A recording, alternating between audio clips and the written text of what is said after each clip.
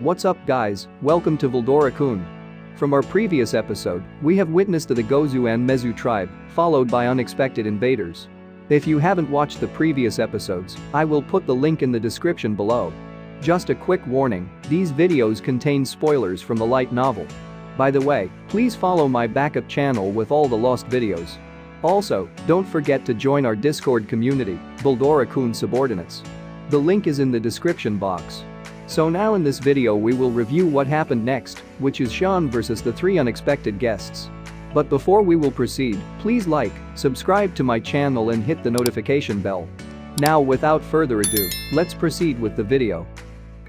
A lively crowd had already gathered to witness the battle between the trio, who came and wished to settle a score with the Demon Lord and Shion. And the result was the overwhelming victory of Shion. The fat guy with the lip piercing moved far more nimbly than looks would suggest, charging at Shion like a cannonball. Unfazed by this, Shion countered it with a roundhouse kick and sent him flying. Using this moment as an opening, she plunged her fist into the stomach of the nose ring man, too stunned to react in time.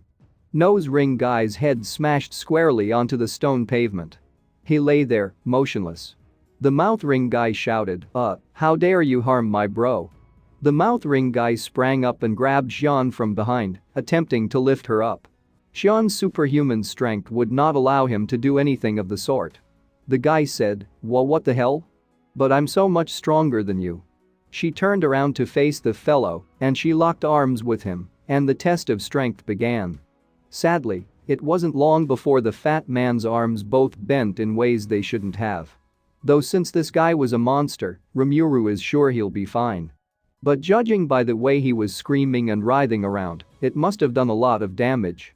He was obviously in a lot of pain though, so he must have suffered heavy damage. Yet Shion wouldn't even give him another look before finishing him off with her iron fist. The mouth ring guy didn't even have time to lament before Shion punched the living soul out of him. The earring guy attempted a screamer of a kick on her body, but Shion simply bent backward and let it whiz past her. However, a grin emerged on the earring guy's face as he stopped his leg. The leg that the earring guy just stopped mid-air rushed downward like a vicious axe in an attempt to crush Shion's head. Thump. A heavy sound was made.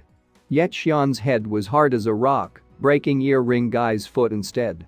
Shion then launched a low sweep kick to break his other leg, forcing the earring guy to collapse onto the ground. Without missing a beat, Shion straddled him, landing a flurry of punches on his head and body. And that move sealed the deal. Without even needing to unsheath her beloved sword Hercules X, Shion had beaten the crap out of those 3 guys. Her power had obviously increased. She had beaten opponents with a higher magicule pool than her without even getting tired. She took all 3 down at the same time, no less. Rimuru is astounded, Benimaru-kun? Shion is? And Benimaru continued, yes, this is quite a surprise. But it seems that she has mastered the way of controlling her strength. Rimuru is still in shock and thinks to himself that this isn't Milim they are talking about here. Where is this strength even coming from? Shion, she was truly strong. She just proved that you can easily overwhelm an opponent otherwise you're equal through prudent use of your magical force. The experience she gained from giving Claimant a beat down must have helped her improve greatly. As for Benimaru, his no reaction to it indicated he was expecting this all along, too. Shion asked, pardon me, is this still not enough? Shion must have misunderstood Rimuru's disturbed and shocked look. Rimuru immediately replied, no, that's fine. So that it would stop her. What she did was even more than enough. Rimuru announced to the intruders, now that you've learned your lesson, you better not bother us ever again. Also, the other demon lords are even worse than that, so try not to fall out of line again, okay? The nose ring guy who had regained consciousness nodded heavily in response. Rimuru thinks that these people seem to have gotten full of themselves to have attempted to challenge a demon lord. But good thing they picked him first. If they went to someone else, their punishment would have been a lot harsher than Shion's. The earring guy whispered, you guys are even stronger than Dad said. The other responds, big bro, that would mean Demon Lord Rimuru is. And the first one confirms, yep, he's gotta be stronger. To which the newly awakened plump guy said, haha, I'm getting hungry. Now all three looked at him with respect. Rimuru asked them, "So, who sent you guys?" And they responded, "Yes sir. We are the sons of Demon Lord Dagrule. I'm his eldest son Dagura. Followed by, I am his second son Ryura.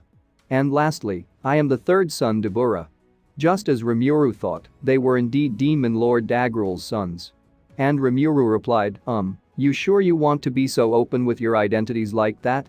To which they assured, "Yeah. In fact our old man wanted us to go train under Demon Lord Rimuru." And one added, "We kind of caused a ruckus back home, and he got totally mad. Plus the last one said, so he kicked us out." That was refreshingly honest of them.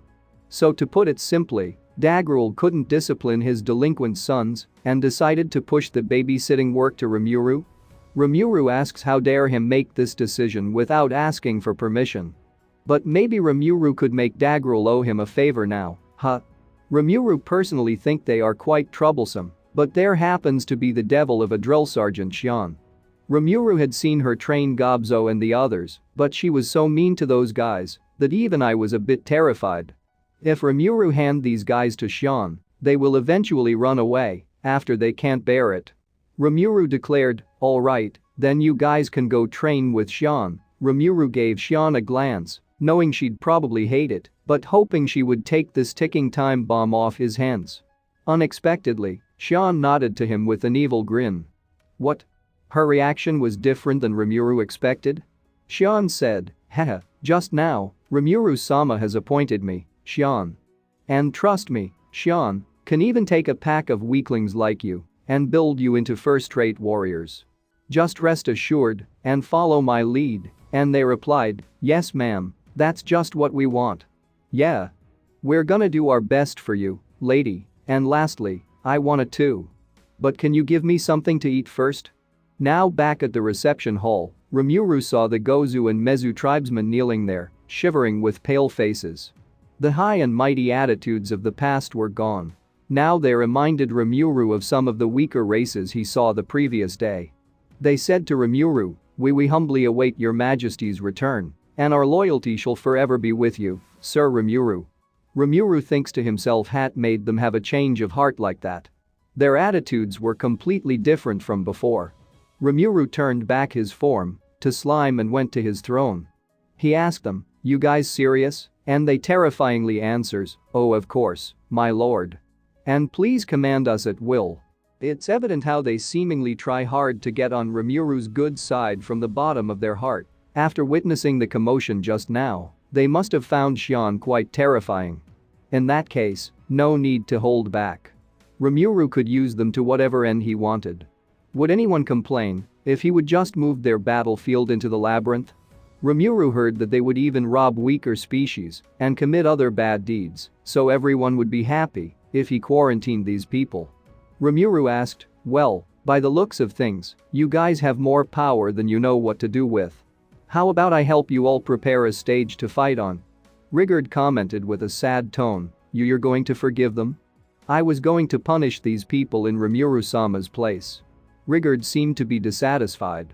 Rimuru replied, "Geez, don't get mad, Rigurd.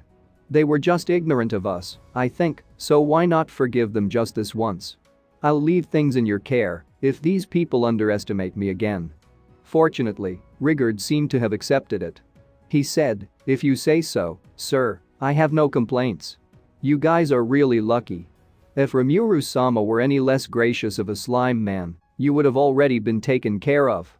If you dare to defy us a second time, all that awaits is your final destruction. Give up your resistance and learn restraint in life." Shion piped up as well, "Yeah, you guys are lucky. If it wasn't for those unwelcome visitors just now, not only Rigurd-san, I would have struck too. Why, for all the unbearable things you said, I planned to cut out your tongues so you couldn't say such grotesque things anymore. So thank Sir Rimuru for his mercy and work hard from now on." The two tribes are now in fear and replied, We will not fail your expectations. Please forgive our disrespect." Seeing how unanimously they declared that, surely, they wouldn't dare to defy Tempest ever again. Rimuru announced, "If you swear loyalty to me, I will consider it. But first you need to stop causing conflicts with others." You have to behave yourselves under my order." Now things were going smoothly again. Rimuru uncaringly threatened them and admonished them hard. These people should obey nicely now. Really, the chance at getting such a great boss for Rimuru's project made all the stress of the day just fly out of his mind. It looks like he'll be getting his Minotaur after all.